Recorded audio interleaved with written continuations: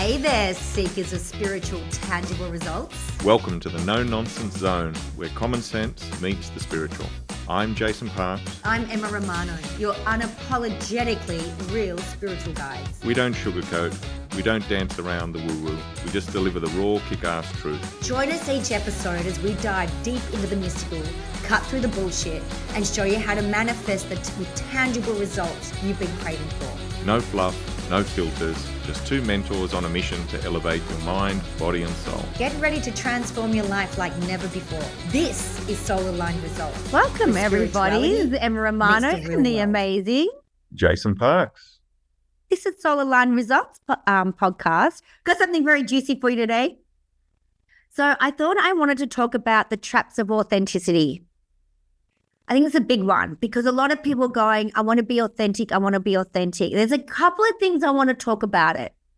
I want to talk about transparency, authenticity, and what we're being authentic towards.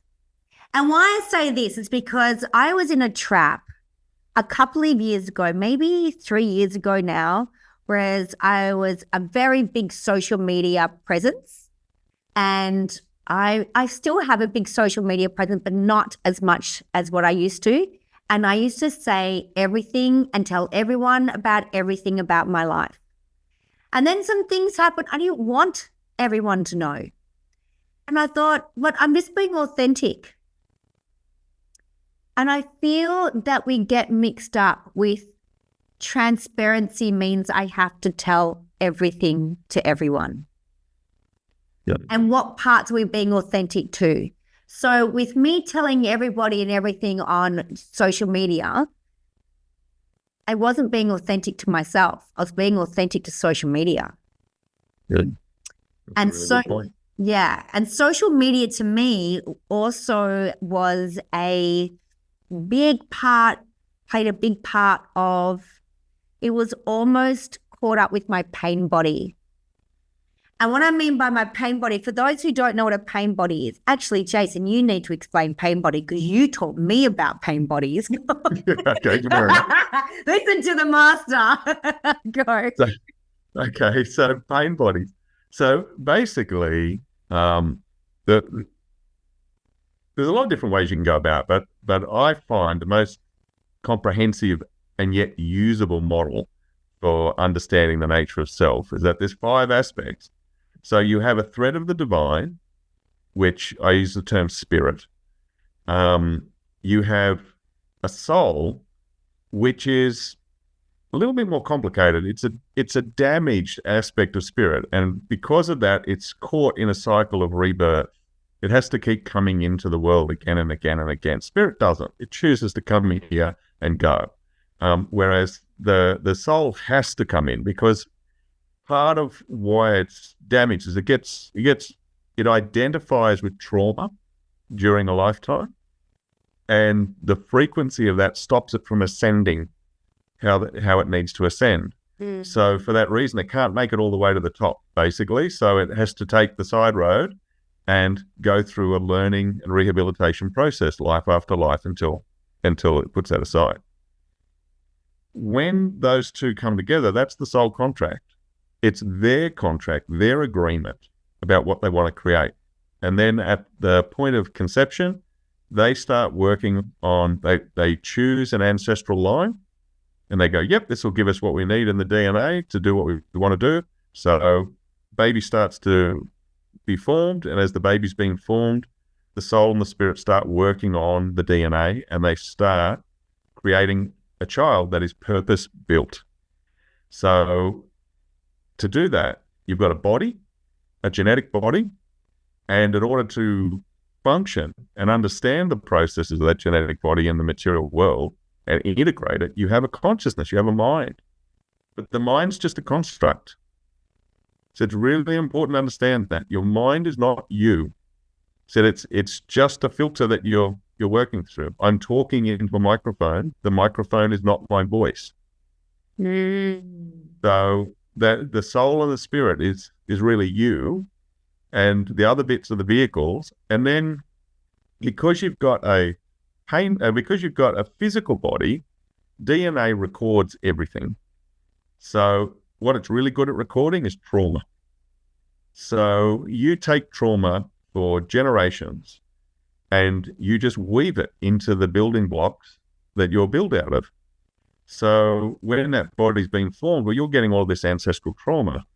Now, when you're born, from 0 to 7, as the consciousness is forming, it said you're taking in everything. You do not have the ability to discern what's right, what's wrong, what's me, what's somebody else. It's just not there. The brain hasn't developed that much. So it takes everything in. So you're sitting there and you're in hospital, you're a baby, and a nurse has a bad day and she's really angry next to you. And it's got nothing to do, you can't understand that she's not angry at you. She just is angry because she's working a double shift and she thought she was going home, right? But you interpret that, and that's already starting to shape how you interpret the world around you. Yeah. So all of that conditioning, social paradigm, like cultural paradigm, and your family's paradigms, and when a paradigm is a mental model, it's just like we all agree to think in the same way, right? Groupthink, all right? So we end up with all of that, plus all the marketing and the advertising that we're exposed to, and social media and computer games and TV and all of that. And it all comes together. And then if you're not fucked up enough by that time, right, they send you off to a school where you can be surrounded by other people who have got all of theirs. And then that's feeding in. And then you get to about 7 and you're pretty much cooked, right? Pretty much. Yeah. So, but all of that stuff that we're talking about, all those things, all those external things that are not you, that amalgamation creates an identity. And that identity is your pain body. That's what it is. Yeah. So I feel social media is all wrapped up around pain body. Absolutely. And FOMO. Huh? FOMO. Yeah. Absolute pain body. Yeah. I feel being authentic, I ask myself this question all the time now. To what part of me am I being authentic towards? Yeah, great question. So am I being authentic to the pain body, which one either wants to be proven right in my pain, or I need someone to stroke my hair and call me pretty, right? And tell me I'm a good girl. It's those two things. Or am I being authentic to my purpose of self-mastery? Because literally that's why we're on here for. My belief, my faith is that we are brought on this earth constantly with amnesia every time we come here on this earth to self-master. And I don't believe that if we master something in a past life, we don't have to remaster that. It's done. That's my thoughts. So it's the next level. It's the next level, the next level, the next level. It's like a video game, right? You get to the next level, and you get some skin that's cool. But this is what I really want to ask. People sit there and go, but I am being authentic. I'm being transparent. To what? For what? And for what purpose? And I feel this is what we really need to look at. For what purpose do I feel I need to share this? For what reason am I actually sharing this? Is it so I get people to sit there and go, oh yeah, you're doing a great job? Or are you trying to organize division? It's all pain body stuff, right? Yep. I think it's a really important one. And I think this is the traps of authenticity. Because you can come from a really good place. And I've had these arguments, believe me. You know, I mentor a lot of people in the healing business to make great businesses. I will not mentor anybody who sits there and says, I've made $30,000 this week. Bullshit. I think it's bullshit. Why do you have to tell people that you are making all this money or doing this or doing that? That's ego. That's not ego. That's pain body. That's look at me, what I'm doing. And believe me, I know because I used to do the same myself. And it made me sick. And I was looking at the culture and the people that I was pulling down, like pulling in towards my business with it. And it wasn't a great business. I was making a shit ton of money. That's a huge point. Yeah, but it wasn't a tangible business. It wasn't sustainable. No, and it's, yeah, I'll come back to it. You keep going. No, go. Yeah. Well, it's that thing. It's that when we get out of integrity. Yes. And that's when everything stops. So people can do, you often hear it, like, because it's become so common now. People talk about manifestation, they talk about all of that abundance, all that sort of stuff. And it's become quite an expectation.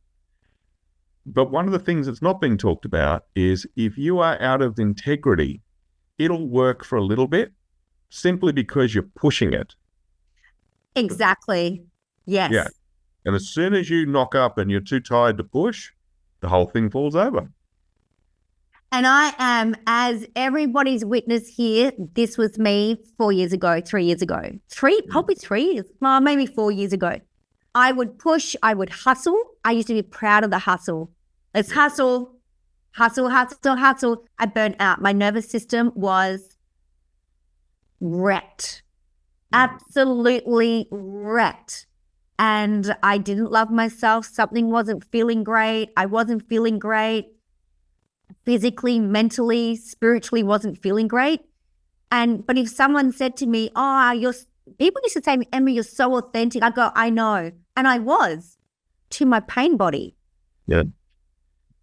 I really was authentic. I wasn't lying to anyone, but I was being very authentic from the pain body.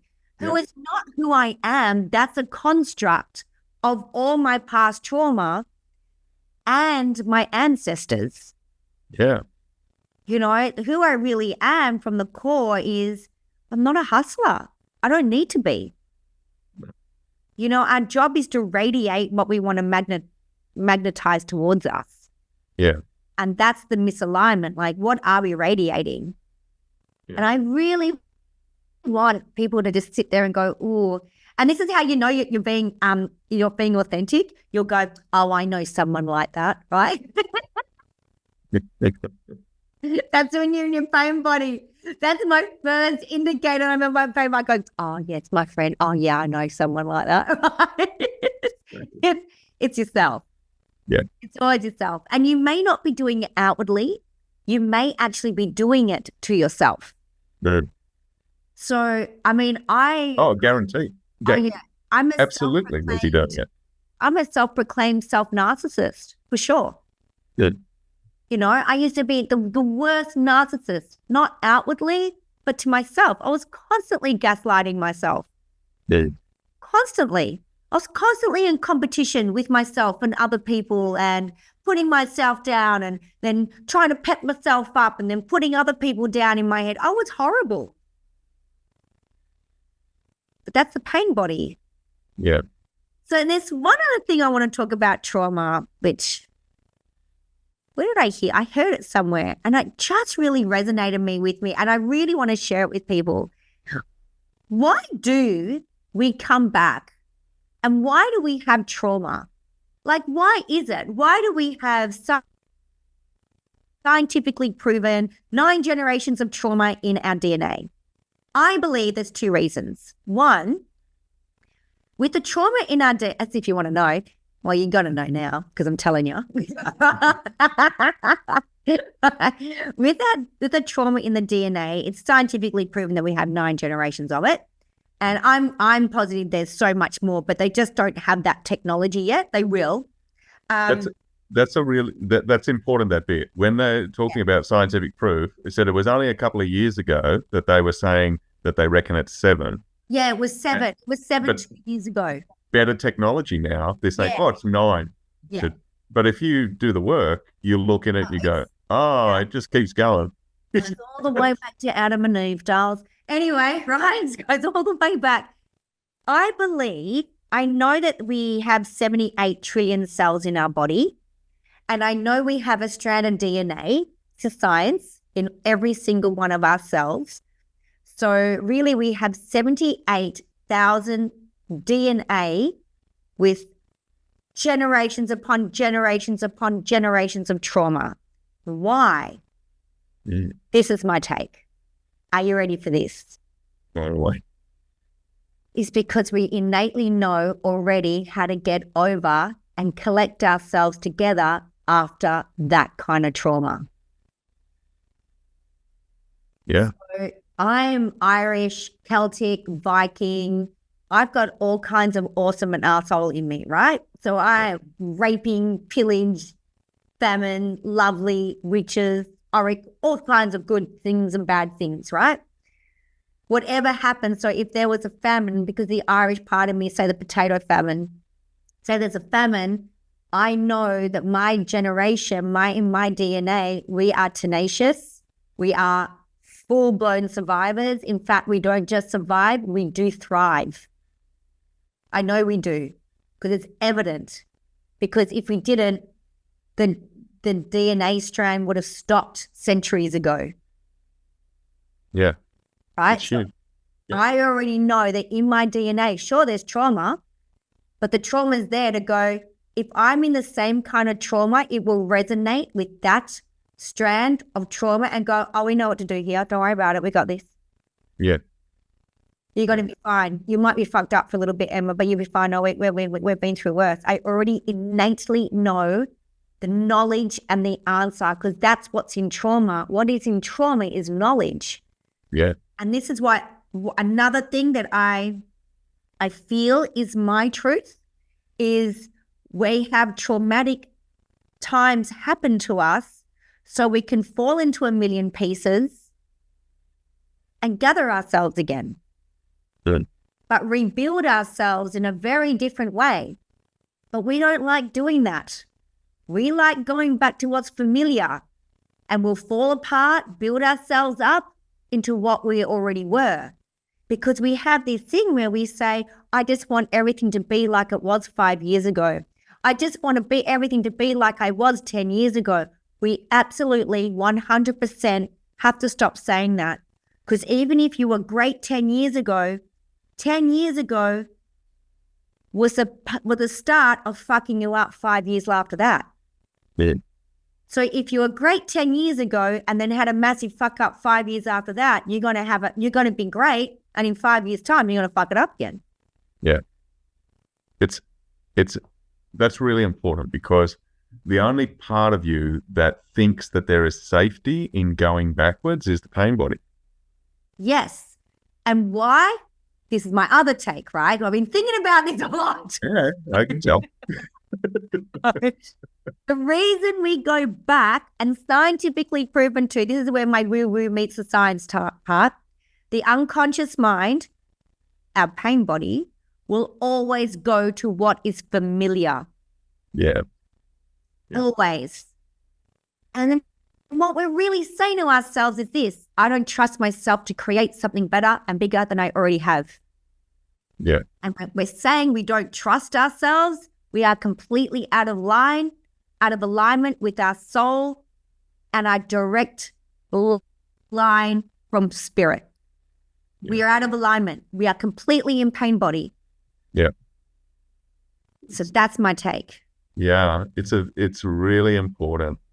It's in spiritual teachings, I said, pretty much everybody disagrees with everybody else about pretty much everything.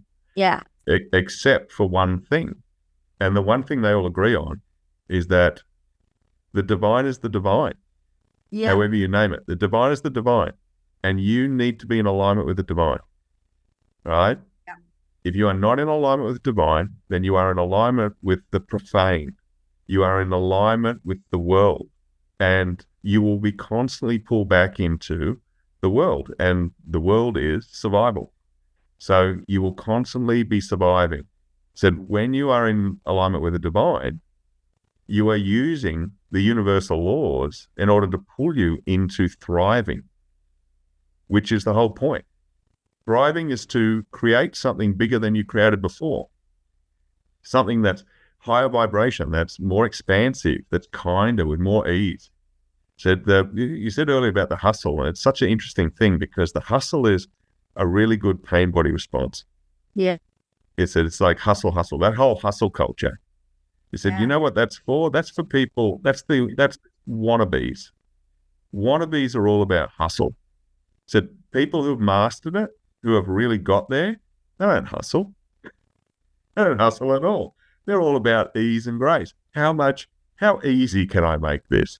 That's all they care about, because that's more in alignment. So the hustle's hard. It's. I mean, Emma, you and I talk about this a lot. It's like, you got to understand that when you're pushing, you're putting a foot on the accelerator. And when you're allowing, you're just taking the brake off. Yeah. The problem is the car's already going full bore. It'll go faster than you'll ever need it to be. So you don't need to put your foot on the accelerator. All you got to do is just take the brake off. But we don't. It will go. It will roll. Exactly. Yeah, we don't do that though. We choose to push it because we can't understand it. One thing I really invite you beautiful listeners to just check in on yourself is stop this languaging about, I just wish I was like I used to be. Start focusing on, who do I really want to be? Yeah. And have faith in yourself that you can create that, because that's where people go wrong. Yeah. So when we're sitting there going, oh, I can't do this, or I'm just, I can't lose weight, I'm going to be fat, you're right. Because that's exactly what you're telling your cells. You're telling 78 trillion cells you're outnumbered. Yeah. So I really I welcome, I encourage people to give it a red hot go of stopping yourself in that thought process, because it's not about not having the thought process. We all have negative thoughts, but it's catching it, throwing it away. So I believe I got a little red ruby dragon beside me. She's very cute. And at the beginning of the day, she starts quite small. By the end of the day, she's a freaking giant, because I throw my negative thoughts into her mouth, and that's what she eats, right? And then she transmits them in her big belly, and then she farts out glitter and shits rainbows, right? So she does. So not only am I having fun with it, I'm having a little giggle with myself, but the minute I take the thought out and throw it, her name's Ruby, the minute I throw it into Ruby's mouth, it's not mine anymore. So I stop it and I swap the thought, nothing profound. I just stop the thought and swap it, and I think about Ruby. I'm not sitting there going, oh, I hate myself. Oh no, I'm beautiful and lovely. You're not going to get there.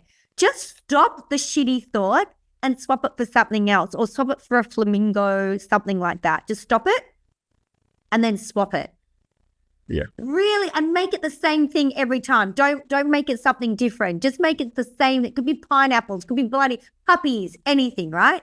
It was so funny. I just had a client and I've gone to her, okay, we can stop it and swap it. Go, what do you want to swap it for? She goes, I want to swap it for the lottery win, and it's $500 million. And I went, no, it's just too much, mate. That's just give me one. She goes, a house. I went, okay, think of the house you're going to win. She's gone, I went, what? She goes, now I'm seeing you cleaning it. I went, see, now that's not the thing you're going to think of. This is why you make it really easy. Think of glitter. Just think of something really out there, just something but just stop the thought midway. Oh, catch it. You go, oh, gotcha. Throw it out, and it's done. Yeah. I hope that helps everybody. Is there anything else you want to share around this podcast before we sign off today? No, I think you've nailed it. It's the key thing for people is just really take that time to consider that you are bigger than you have been. Just take that time, because that'll bring you into what you want. So try to get back to where you've ever been. And I suppose, I will raise this point. One of the things that's very difficult, therapeutic sense, is that a lot of people are aimed at the idea of, I want you to go back to a time, we want to work with you to get you back to a time when you were safe. Well, what if you were never safe? 100%. You got nowhere to go. Because that just makes you feel less safe. That's right. So it's like create forward. So it doesn't matter what happened to you in the past. So it doesn't take away the weight of it. It doesn't diminish you. All it does is demonstrate how great you are by being able to out-create. And you just do it day after day after day. Little steps, but consistently. And you win. I just feel any traumatic event, even slightly traumatic or really the worst of the worst, if you can find the wisdom around yourself in that, that's huge. And it could be simply as, I went through the most horrific thing, but I learned something about myself, that I'm tenacious, or that I'm courageous, or that I learned something about myself that I can still have the capacity to love. You know, it could be, no matter what happened to me, I might have been mauled by a dog, but I still pat dogs. What's the wisdom that you found out about yourself? Because that's what we're here for. We're here, trauma is here so we can break into little million pieces and rebuild ourselves in a different way. Yeah. But people who have many traumatic events, I have a theory that I was that person. I had lots and lots of big traumatic events happen to me. But I was rebuilding the same Emma the day before the traumatic event happened. Yeah. So therefore, I'm just inviting in I wasn't getting it. Yeah, it's huge. I had to rebuild a whole different identity that didn't need for me then to have another traumatic event to fall apart and have to rebuild. Yeah. Big stuff. Guys, thank you so much for listening. We hope you're loving these podcasts. Please always message us. We are solarlineresults.com. Check us out on the website. We have some masterclasses on our website that you can purchase that we ran early in the year. We've got retreats. You've got to be quick with our retreats. They sell out very quickly. We're going to set another date one for next year. Please keep in contact with us. Email us, private message us, go on Facebook, whatever you need to do, just do it. Contact us. If you want us to talk about a topic, we would love that. That would be amazing. Or if you have any questions, definitely about one of our podcasts, or you go, this is bullshit, we would love to hear from you. If you're saying this is bullshit, contact Jason. If you're saying this is fabulous, contact me. Fair enough. Guys, have an amazing rest of the day or night wherever you are. We love you and we thank you. Bye. Thank you all. Bye.